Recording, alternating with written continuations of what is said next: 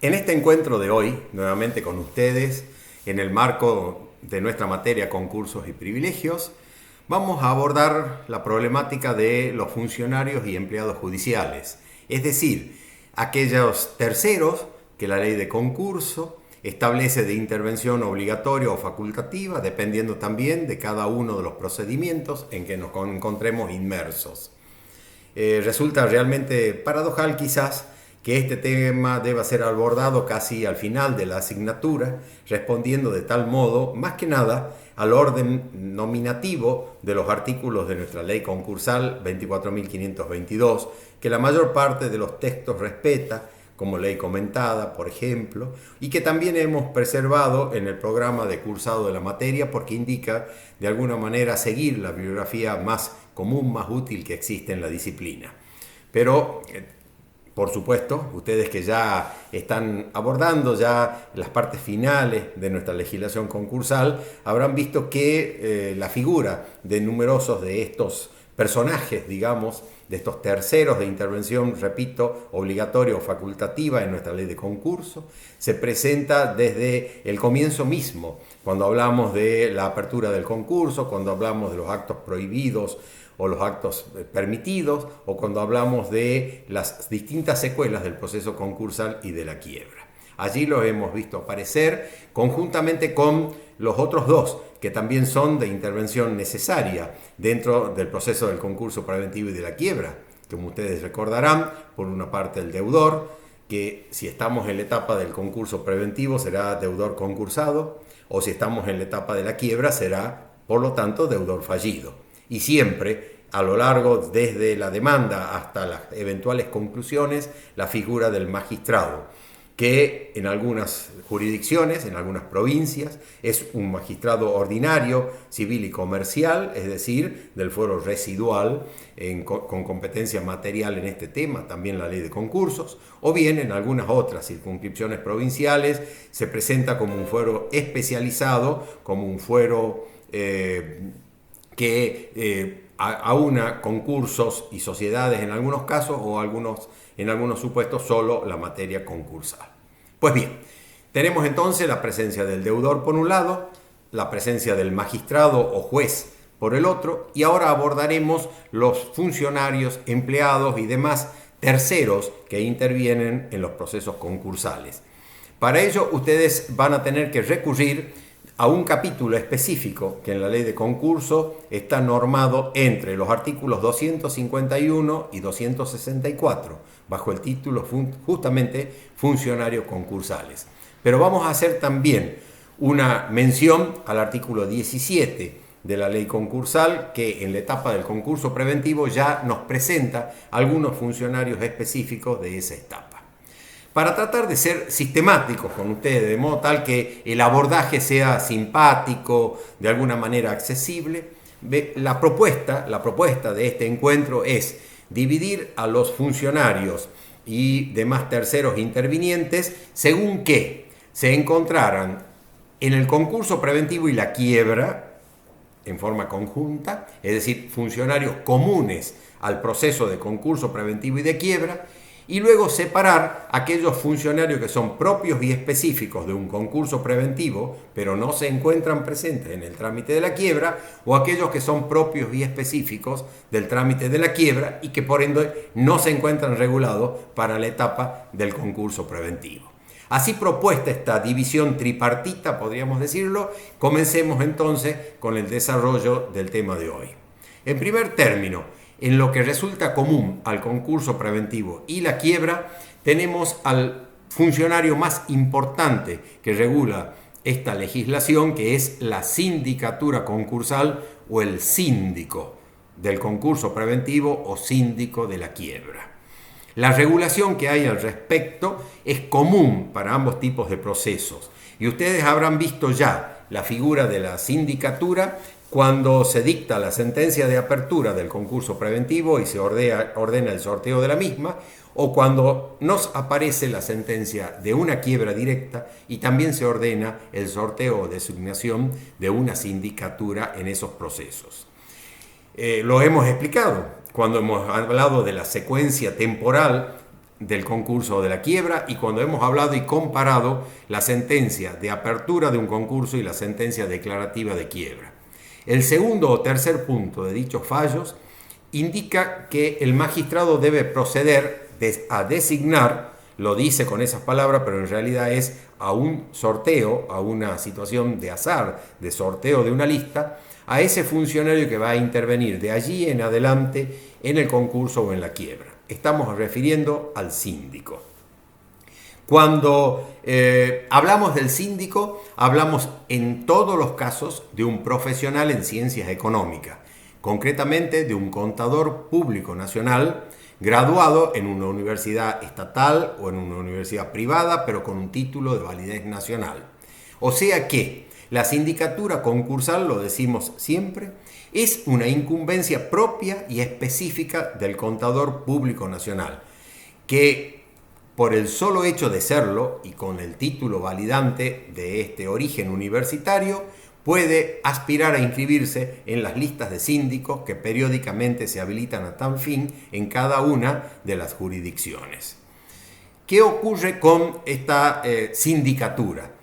La ley establece algunos requisitos de antigüedad, ¿no es cierto?, y de domicilio, lo cual presume no un profesional recién recibido, sino un graduado con algo de experiencia, pero fundamentalmente en lo que la ley pone el acento es en distinguir a lo que se llama una sindicatura categoría A de una sindicatura categoría B,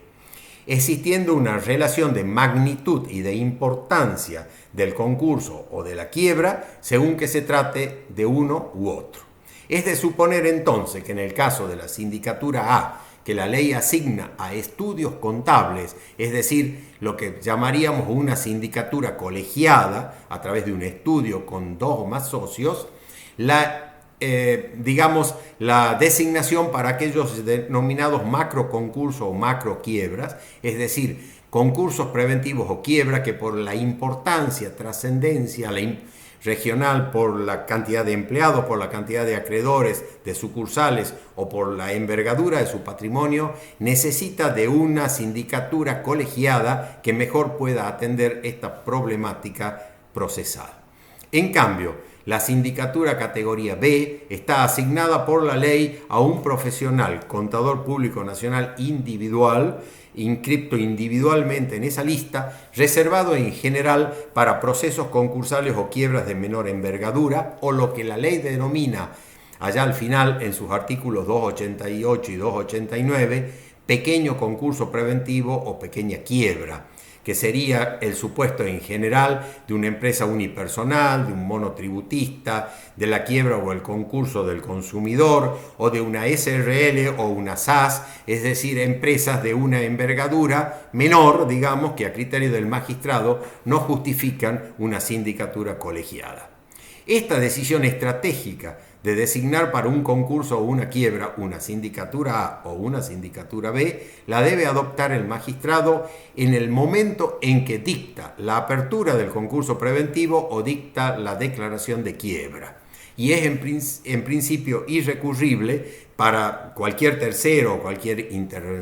interesado. O sea que es una decisión que el magistrado toma conforme su experiencia, su olfato jurisdiccional, de apreciar de qué manera y cómo podrá gestionar ese concurso o quiebra en la jurisdicción, en la nominación a su cargo.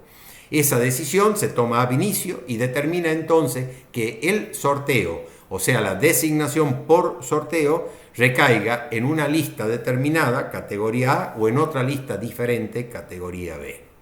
Y cuando hablamos de lista, ¿qué estamos queriendo decir? Que los contadores públicos individualmente considerados o los estudios contables colegiados que responden, digamos, a las pautas reglamentarias que la Cámara de Apelaciones fija al respecto, se inscriben periódicamente para poder desempeñar dichas funciones en el ámbito jurisdiccional. Esa inscripción es un cuatrienio, o sea que cada 4 años la Cámara de Apelaciones que ejerce la labor de superintendencia en el fuero concursal abre o llama a apertura de las listas de quienes están interesados en inscribirse como síndicos en una u otra categoría, cumpliendo a tal efecto los requisitos reglamentarios de la acordada respectiva.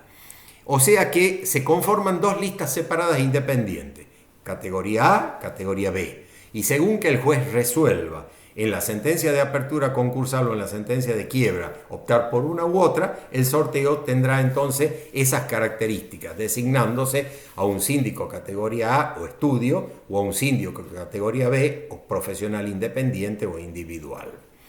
Estas listas se realizan conforme las normativas reglamentarias de la Cámara de Apelaciones del Fuero, y lo importante en este caso para ustedes es saber que duran 4 años y que cada 4 años se produce una renovación periódica en la cual hay altas y bajas,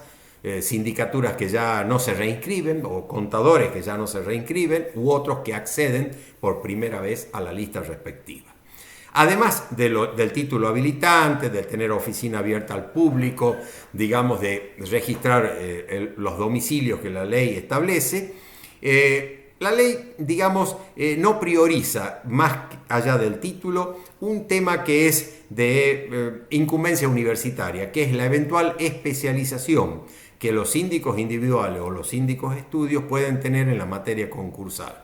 Esta especialización en sindicaturas concursales es un título de posgrado, es una carrera de especialización específica de posgrado en el ámbito de las universidades públicas o privadas, que otorga el título habilitante como tal dentro del ranking, digamos, de un posgrado específico, y lo que origina no solo es el conocimiento especializado, obviamente que ello implica en cuanto a carrera de posgrado, sino también una preferencia en la ley en el supuesto de que los inscriptos o los postulantes, digamos, a las vacantes fueran superiores, la oferta fuera superior a las vacantes existentes. Si eso fuera así, esta especialización de posgrado da una preferencia a los que la tienen frente a los que no la tienen, digamos, como habilidad de posgrado específica. Bueno, así las cosas, esta sindicatura categoría A o categoría B es de alguna manera quien va a cumplir su labor, ya sea en el concurso preventivo o en la quiebra. La relación entre ambos casos es que si estamos en presencia de una quiebra indirecta, habrán visto ustedes que la norma establece que el síndico que venía ejerciendo la función o la sindicatura que venía ejerciendo la función en el concurso preventivo va a continuar desarrollándose sin ni necesidad de cambio, sustitución o nuevo sorteo en la quiebra indirecta posterior. O sea que en las sentencias de quiebra donde se designa sorteo de síndico son en las sentencias de quiebra directa, porque en las sentencias de quiebra indirecta el juez expresamente establece la continuidad de la sindicatura que venía interviniendo en el concurso preventivo fracasado. ¿Qué situaciones especiales brevemente cabe mencionar digamos, sobre la sindicatura para que ustedes recurran a la ley, digamos, en una ampliación de estos contenidos? Dos temas particulares: la sindicatura plural, que contempla la legislación de concurso para el caso de que el juez, si no se equivocó, pero por lo menos tuvo una visión más minimalista de lo que iba a ser ese proceso en el futuro, y al haber designado, digamos, una sindicatura individual o al haber designado una sindicatura plural, ve necesario reforzarla y entonces ordena, en el caso del individual, el sorteo de otro síndico que le colabore, o en el caso de la sindicatura plural, otro estudio que colabore en alguna otra gestión. La sindicatura plural entonces sería asignar a posteriori y conforme la marcha del proceso un refuerzo profesional para el cumplimiento de la tarea. La otra situación que se presenta es la posibilidad del denominado síndico suplente o síndico ad hoc, que es una sindicatura transitoria cuando se ha producido una situación de enfermedad o licencia o sustitución provisoria del síndico titular, para lo cual, como su nombre mismo lo indica, se designa por sorteo una sindicatura suplente que tiene una duración transitoria, temporaria, mientras dura la licencia o la sustitución, el reemplazo por eventual enfermedad de la sindicatura titular. También la sindicatura suplente se da en el caso en que el síndico sorteado titular, sea A o B, tenga una situación de incompatibilidad puntual con algún acreedor. En ese caso, si esa incompatibilidad se da porque puede haber, digamos, una causal de incompatibilidad comercial, funcional o por alguna situación de empleo público o relación de dependencia con algún acreedor que se presenta a verificar crédito en el concurso preventivo o la quiebra, en ese caso, para ese solo fin de la verificación de crédito de ese acreedor con el cual existe incompatibilidad, también es factible que se designe un síndico ad hoc o un síndico suplente con esa función acotada: dictaminar y entender en todo lo relativo a ese acreedor con respecto al cual el síndico titular tiene una situación de incompatibilidad. Muy bien. Respecto a la sindicatura, simplemente acotarle como complemento de lo que estoy exponiendo que la ley establece que el desempeño es personal, o sea que es indelegable. Supone entonces una relación intuito personal entre el síndico sorteado, el cumplimiento de su función, la firma habilitada en los dictámenes y consiguientemente la retribución respectiva en materia de honorarios. No puede intervenirse, no puede haber una sindicatura delegada, ni tampoco puede haber una sindicatura con apoderamiento a tercero. Esto trae también importantemente el requisito de la irrenunciabilidad. Quiere decir que el síndico sorteado para un determinado proceso no puede renunciar o apartarse de ese proceso y la función debe ser ejercida obligatoriamente. Esta es una norma estricta que debe ser observada puntualmente por los jueces y que postula evitar la selección del caso. Es decir, podría darse la hipótesis de un proceso, digamos, de menor cuantía, de un proceso que tiene complejidad, que un proceso que obligaría, digamos, a algún tipo de trabajo que este síndico sorteado no querría aceptar, y entonces nunca podría presentarse el recaudo de la renuncia para así ser reincorporado a la lista y estar hábil para otro sorteo mejor posterior, digamos, si esa fuera la hipótesis. Pero como toda función es renunciable, es decir, puede eventualmente el síndico renunciar por motivos personales, profesionales, de viaje, situaciones de caducidad de matrícula o lo que fuere, pero esa renuncia será evaluada por la Cámara de Apelaciones que ejerce la superintendencia, y la importancia del tema es que si es aceptada, produce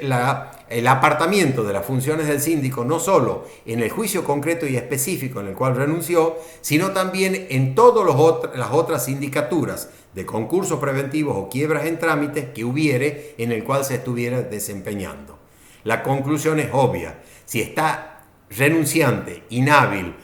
por viaje, enfermedad, discapacidad, situaciones personales, etcétera, está inhábil no solo para un juicio, sino para todo el espectro de los procesos en donde viene desempeñando similar función. También se presenta la figura de la remoción. La figura de la remoción es una norma que es una norma sancionatoria y que ante determinadas faltas graves que el juez evaluará puede disponer la remoción, que quiere decir sacarlo de la función en la cual se venía ejercitando. También esa norma prevé otro tipo de sanciones menores que pueden ir, digamos, como accesorias de la remoción, como pérdida, digamos, parcial de los honorarios, o también si la sanción no ameritara para una remoción, que sería la máxima en gravedad, también graduarla con un apercibimiento o con una multa, ¿no? Quedando, como ustedes saben, siempre el recaudo para el juez, que al final y cuando debe regular honorarios, valore la eficacia, el mérito, la diligencia del trabajo, premiándolo con el máximo, el medio o el mínimo de la escala arancelaria respectiva. Es decir, en definitiva, esas situaciones son las que el juez valora subjetivamente al momento de regular los honorarios respectivos. Una situación que suele plantearse más que nada en los procesos de envergadura procesal, digamos, importante o trascendente, es la posibilidad de que el síndico requiera un asesoramiento profesional letrado, en lo que se llama normalmente un patrocinio letrado de la sindicatura. En esos casos, la propuesta debe ser efectuada por el síndico, y la característica que trae la ley y que ha generado muchísima discusión doctrinaria sobre el particular es que si el síndico designa un asesor letrado, ese honorario, esa retribución del asesor letrado va a estar a su cargo. O sea, esto presume entonces una suerte de vínculo asociativo profesional entre la sindicatura A o B ejercitada por contador o contadores y el asesor letrado respectivo, ya que eso no va a significar un mayor encarecimiento del proceso, porque no va a haber una regulación supletoria o un plus regulatorio por la intervención del colega abogado, sino que estará todo dentro del contexto de la regulación de honorarios del síndico, que deberá pactar con el abogado una suerte de participación o de retribución específica. Eso en cuanto a la sindicatura, que repito, en su normativa, en su regulación y en todos los aspectos que les acabo de indicar, es similar para el caso del concurso preventivo y de la quiebra. Es una norma común que bien podría haber estado regulada por la ley de concursos al comienzo, digamos, en un capítulo iniciático que siempre hemos reclamado, donde estén los aspectos generales que luego se especifican en los trámites del concurso y de la quiebra. Al no haber ocurrido allí, debemos recurrir entonces a ese segmento de normas que son los artículos 251 al 264 para poder de alguna manera explicarle a ustedes esta situación. Muy bien, sindicatura A o B común en cuanto a su normativa, sus características y su regulación al concurso preventivo y la quiebra. Ahora vamos a entrar al supuesto B, anunciado al comienzo de esta exposición, que es aquellos funcionarios, aquellos personajes terceros que la ley habilita para intervenir solamente en la etapa del concurso preventivo. Ahí ustedes tienen que recurrir a dos normas de la ley de concurso, el artículo 17 y el artículo 48. El artículo 17 es aquel que ante situaciones de irregularidad en el concursado, en el manejo de la administración de sus negocios, habilitan algún tipo de sanción que tiene que ver con esa administración controlada que supone un concurso preventivo.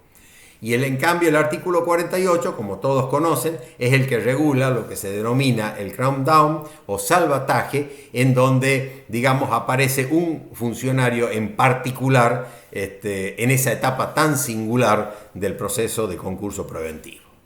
Desarrollemos ambos ítems. En el caso del artículo 17, vuelvo al mismo. El artículo 17 es un artículo también sancionador que más que nada debe leerse en consonancia con aquella norma que nos dice que el concursado conserva la administración de sus bienes bajo la vigilancia del síndico.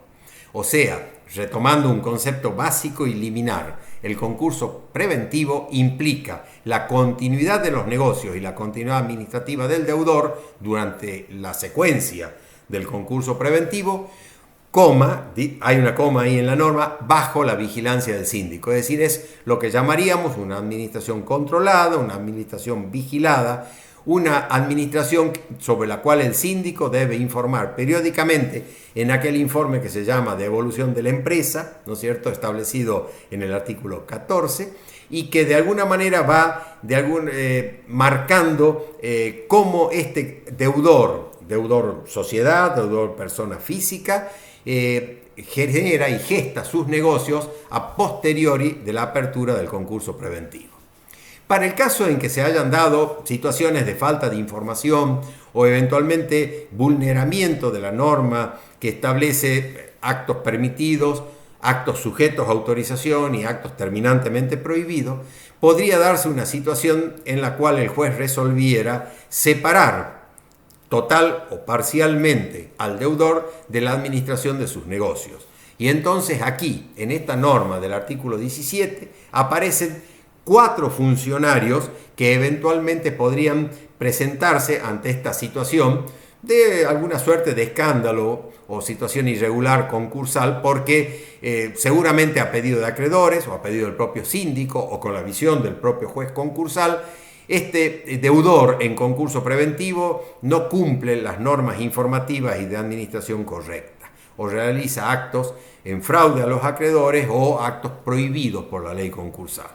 Ante esa situación puede haber una separación total del deudor de la administración, para lo cual se nombraría un funcionario administrador. O en otros tres casos, donde no hay una separación del deudor de la administración y la ley prevé la figura de un coadministrador, de un veedor o de un interventor controlador.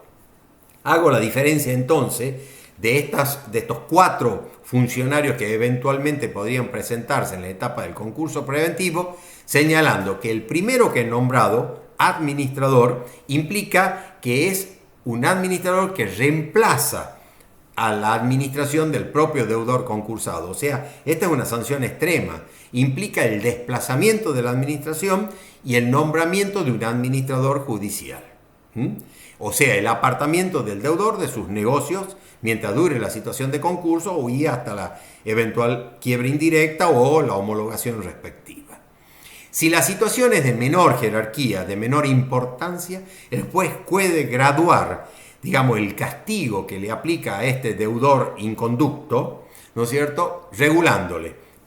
Primero, un coadministrador, como su misma palabra lo indica, significaría una administración conjunta o administración colegiada. El prefijo co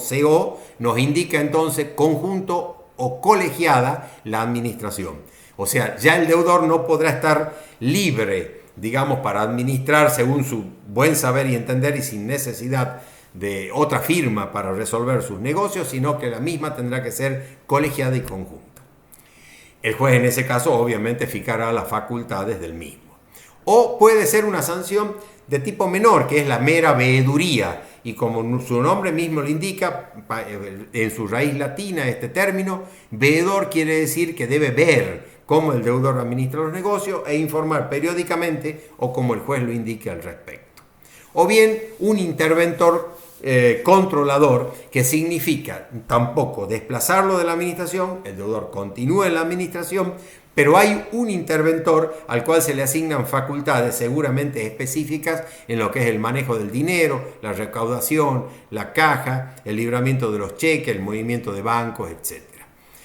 O sea que, repito, y cerrando esta norma del artículo 17, 4 funcionarios que pueden eventualmente intervenir ante una sanción que al deudor se le aplica por una incorrecta, dolosa o mala administración durante el concurso preventivo. Desplazamiento total, un nuevo administrador. Desplazamiento parcial, diríamos, el coadministrador, el veedor o el interventor controlador. En cada uno de los casos, esta norma es de tipo abierto, diríamos una norma jurídica de tipo abierto, donde la ley no establece los límites ni las funciones específicas de estos funcionarios y será el juez el que deberá establecer en qué condiciones y de qué modo se cumplirán dichas tareas. La otra norma que establece un funcionario concursal específico para la etapa de concurso preventivo es la norma del artículo 48 que prevé el salvataje, el crown down o esa segunda vuelta concursal de negociación con acreedores y terceros cuando el deudor ya ha fracasado en la etapa del periodo informativo. Si esta etapa del artículo 48 se abre, como lo indica la norma, hay interesados, hay puja y hay eventualmente una negociación, digamos, por la adquisición, digamos, de la empresa por la vía del salvataje del artículo 48, debe darse la situación de designación de un evaluador, que la ley regula específicamente como funcionario del concurso en el artículo 262, y que ese evaluador tendrá a su cargo básicamente evaluar el capital accionario de la sociedad, o sea, del supuesto especial societario que está sometido al salvataje o cram down, para establecer el eventual valor que deberá pagar el tercero a los socios o accionistas de la misma. Este evaluador en general recae en una persona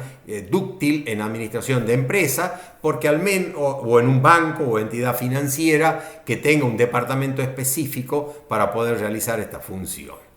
Este entonces es un funcionario también específico en el caso del concurso preventivo, siempre y cuando estemos transitando la etapa del artículo 48 del salvataje o cram down.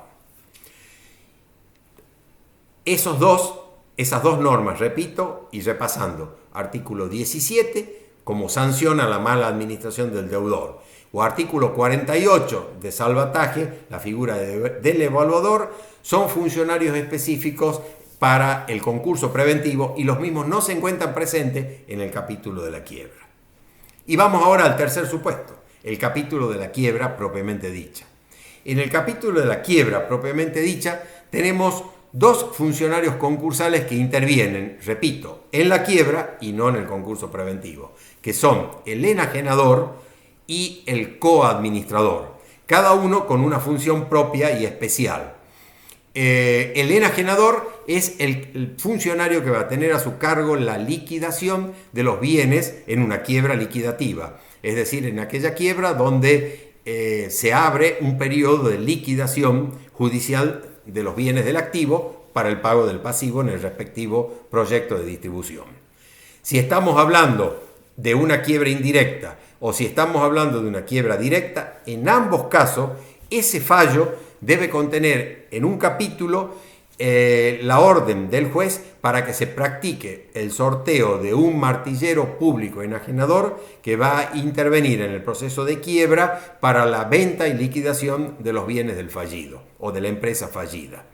En nuestra provincia, en las circunscripciones del norte, yo ya lo he anticipado en el mismo título, es un martillero público de la matrícula que se inscribe también con esa periodicidad cuatrienal que hemos hablado para la sindicatura, cumpliendo los requisitos de experiencia, de casa abierta al público y de matrícula habilitada que regula la ley al respecto.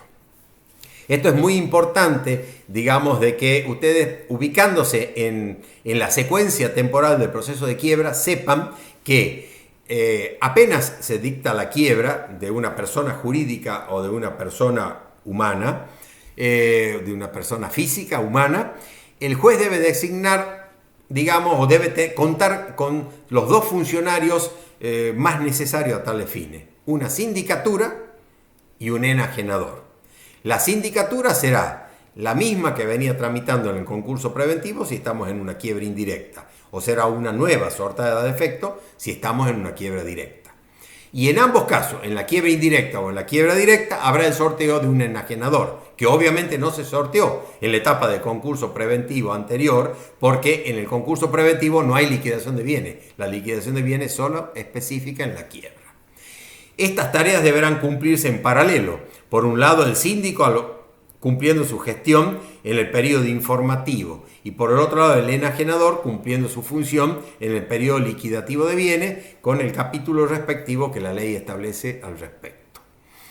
Este funcionario, el enajenador, recibe una retribución que es de comisión, así como el funcionario concursal sindicatura. Lo han visto ustedes en el capítulo de regulación de honorario. Tiene una escala según que cada uno de los procesos y su trabajo es remunerado por un estipendio que se denomina honorario judicial. En el caso del enajenador, esa regulación, digamos, patrimonial, ese derecho alimentario por la tarea cumplida es una comisión de venta que varía según que lo que estemos liquidando sea la empresa en su totalidad, en bloque, digamos, en funcionamiento, o recurrimos a alguno de los sistemas de venta singular o venta directa, en cuyo caso variará también, y el Código Procesal lo distingue, según que estemos en supuesto de bienes inmuebles o de bienes muebles. Esa comisión de venta la cobra el enajenador siempre del oferente o del que resulta en definitiva adjudicatario, porque en los concursos preventivos, en las quiebras, así como también en los otros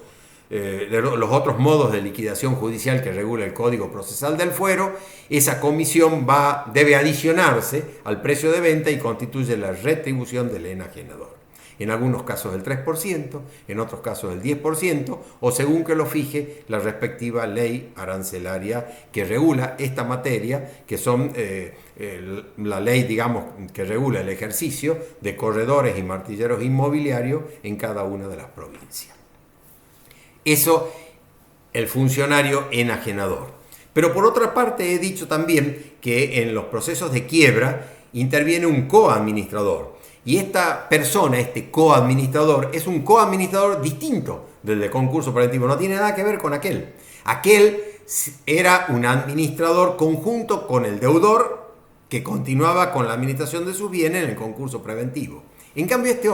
este otro coadministrador, regulado específicamente por el artículo 259 de la ley, 259 de la ley, es el coadministrador en un caso específico y puntual del proceso de quiebra, que es si se hubiera decidido la continuación de la empresa fallida. Es decir, si a raíz de la envergadura de los negocios, del establecimiento de servicios o fabril o productivo de que se trate, Sindicatura dictaminó a favor de una continuidad de la explotación, esa continuidad de la explotación puede ser asumida por el propio síndico si se estima capaz para ello o está dentro del marco de sus conocimientos o de sus incumbencias. Pero pudiera ocurrir que ello le excediera al contador formado, digamos, como contador público, y estamos necesitando alguna suerte de conocimiento de administración, de negocio, financiamiento financiero, bancario, impositivo, etc. En ese caso, el juez, a petición del síndico o bien de oficio según lo estime conveniente, podrá designar un coadministrador que tendrá la función específica de administrar la continuidad de la empresa fallida por el periodo de tiempo que el juez lo establezca y hasta que se efectúe la liquidación y transferencia a terceros de ese establecimiento fallido. Este coadministrador, repito entonces, actuaría en un suplemento, en un segmento específico del trámite de la quiebra liquidativa, siempre y cuando se hubiera dispuesto la continuidad de la actividad de la empresa. Generalmente dispuesta por un periodo temporal determinado, y si no lo estuviere es hasta producir la transferencia de la misma cuando se habilita el mecanismo liquidativo.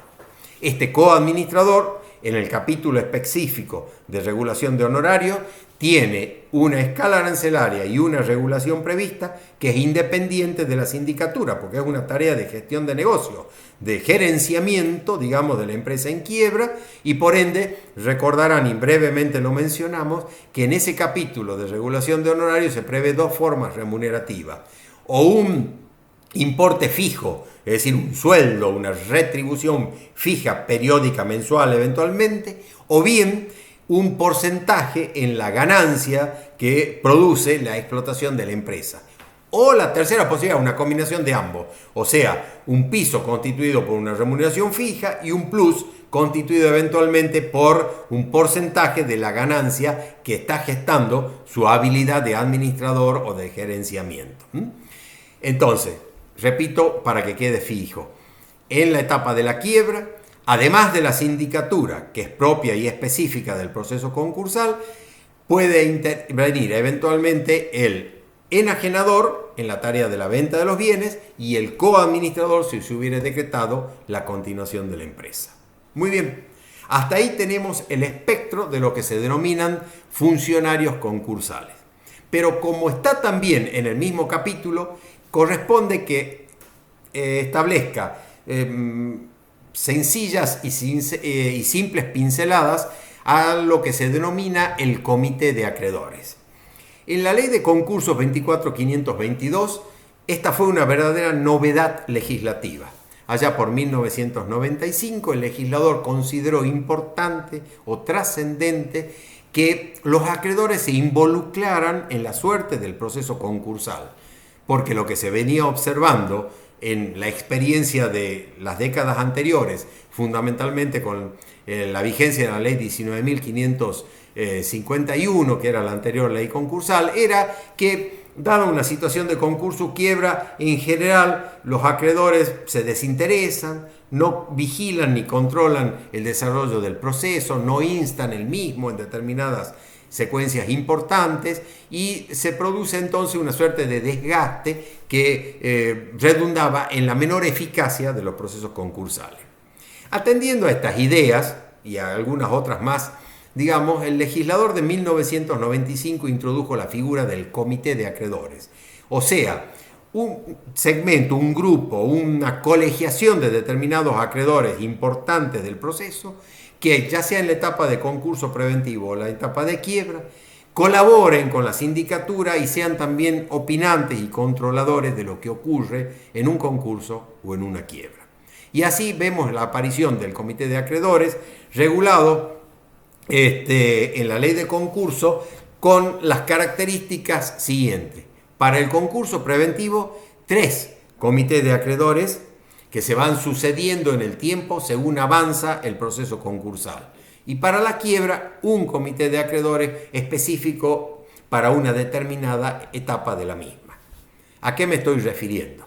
En el caso del comité de acreedores del concurso preventivo, observamos 3 comités sucesivos, como acabo de indicar. Un primer comité provisorio o comité provisorio 1, llamaríamos así, que se inaugura con la sentencia de apertura del concurso preventivo del artículo 14. Allí el artículo 14 establece que el juez, al abrir el concurso preventivo de una empresa o de un deudor individual, debe conformar un comité provisorio con los 3 acreedores quirografarios de mayor monto y un cuarto integrante que es un representante de los trabajadores elegido por ellos mismos. O sea, este primer comité provisorio que establece la ley en el concurso preventivo nace con la sentencia de apertura del artículo 14, conformado por 3 acreedores comerciales o bancarios quirografarios, los que fueren de mayor monto, que surgieren de la denuncia del deudor, y un cuarto que es un representante de los trabajadores de la empresa. Si estamos en presencia de un pequeño concurso preventivo de los artículos 288 y 289 de la ley, ese comité no se conforma, porque si se trata de una pequeña empresa, de una pyme o de una pequeña quiebra, digamos, donde su número de acreedores y su número de trabajadores no lo justificara, la ley omite o, considera inconveniente o no apropiada la designación de estos comités. Muy bien. Este comité provisorio que nace con el artículo 14, o sea, con la apertura concursal, dura hasta que se dicta la sentencia del artículo 42, o sea, la sentencia de categorización de acreedores del concurso preventivo, en donde es reemplazado por otro comité provisorio, un comité provisorio 2 o un comité provisorio segundo, que ya está conformado por un representante, el de mayor monto, de cada una de las categorías de acreedores, y en el caso de los trabajadores ya no es uno, sino son 2 representantes de los trabajadores elegidos por ellos mismos por el mecanismo que indica la ley. Este comité provisorio 2, nacido con la sentencia de categorización del artículo 42, va a durar hasta la conclusión del periodo de exclusividad y la eventual homologación del concordato. Porque si hubiera homologación del concordato conforme el artículo 52, allí podría ocurrir que se designe un tercer comité, al cual la ley ya nomina comité definitivo controlador del cumplimiento del acuerdo homologado. Este tercer comité, que eventualmente, repito, podría estar nombrado en la sentencia de homologación del artículo 52, es un comité facultativo, porque puede ser que el deudor lo haya propuesto o los acreedores lo hayan propuesto, digamos, dentro del esquema de administración durante la homologación del concordato o propuesto por los propios acreedores, digamos, con las mayorías que existen en la ley, o no propuestos. Entonces, la variante que se presenta en estos casos, para que a ustedes les quede claro, es que en la homologación del artículo 52, si no hay propuesta de un comité definitivo controlador del acuerdo, el que será controlador del cumplimiento del acuerdo será la sindicatura que venía desempeñándose categoría A o B en ese concurso preventivo. Pero si hay una propuesta de comité controlador efectuada conjuntamente con la propuesta de concordato, con la propuesta de acuerdo preventivo o de cramdown, se nombrará a ese comité controlador del cumplimiento del acuerdo homologado con las pautas que establece la ley y eventualmente con una tarea que puede ser gratuita o remunerada según se haya pactado al efecto. Si esto ocurriera en la sentencia homologatoria del artículo 52, el juez deberá establecer de qué modo la sindicatura y ese comité, tendrán, una actividad profesional colegiada, colaborativa, para controlar el cumplimiento del acuerdo. Eso en cuanto a los comités que se presentan en la etapa de concurso preventivo. Repasando. Comité provisorio 1, que se designa en la sentencia de apertura del concurso preventivo. Comité provisorio 2, que se designa en la sentencia de categorización de acreedores. Y comité definitivo controlador del cumplimiento del acuerdo, eventual o no, en la sentencia homologatoria del artículo 52. El cuarto comité está previsto en la ley para la etapa de la quiebra liquidativa. Y entonces ahí en la norma del artículo 201, ustedes van a poder ver que se prevé la posibilidad de que a instancia del juez y del síndico se conforme un comité controlador de la etapa liquidativa de los bienes, para lo cual habrá una convocatoria, una circularización, una opinión de los acreedores al respecto. Esto siempre y cuando el magistrado lo estime conveniente, en la medida en que esta designación de este comité controlador no se constituya o en una demora para el proceso o un obstáculo para la liquidación de bienes. Lo hemos visto funcionar muy poco en los procesos liquidativos de quiebra. Generalmente el juez confía y pone mucha actividad oficiosa o a instancia de parte en el enajenador y queda, digamos, relegado a un segundo término la eventual posibilidad del artículo 201 de un comité controlador de la etapa liquidativa de los bienes. Por supuesto, en todos estos casos, si existe moción de terceros interesados o de acreedores, el juez resolverá lo pertinente. Muy bien, con ello estamos terminando y redondeando este segmento, digamos, de la clase de hoy, en donde hemos abordado, repasando brevemente, el capítulo de funcionarios y empleados concursales. Y recuerden ustedes, en un primer momento hemos visto aquella figura de la sindicatura A o B, digamos, que se encuentra presente y regulada en conjunto para el concurso preventivo y la quiebra. No hay concurso preventivo y no hay quiebra sin una sindicatura designada por sorteo y a instancia de la sentencia respectiva, que podrá ser A o B según la envergadura, la magnitud del proceso concursal de que se trate. Luego hemos desarrollado la alternativa de funcionarios que solo se presentan en la etapa de concurso preventivo y hemos referenciado el artículo 17, donde hay una separación total o parcial de la administración del deudor de sus negocios por algunas inconductas que el juez o los acreedores o el síndico denuncien al efecto, o el artículo 48 que prevé la figura del enajenador la figura del evaluador para valorar las cuotas sociales o las acciones de la sociedad sometida a mecanismos de transferencia por salvataje o crown down. Y finalmente en la quiebra, donde hemos visto la figura específica del enajenador, que es el que va a tener a su cargo la liquidación de los bienes del activo de la empresa fallida o del fallido, o la figura del coadministrador presente específicamente en la etapa de la continuación de la empresa.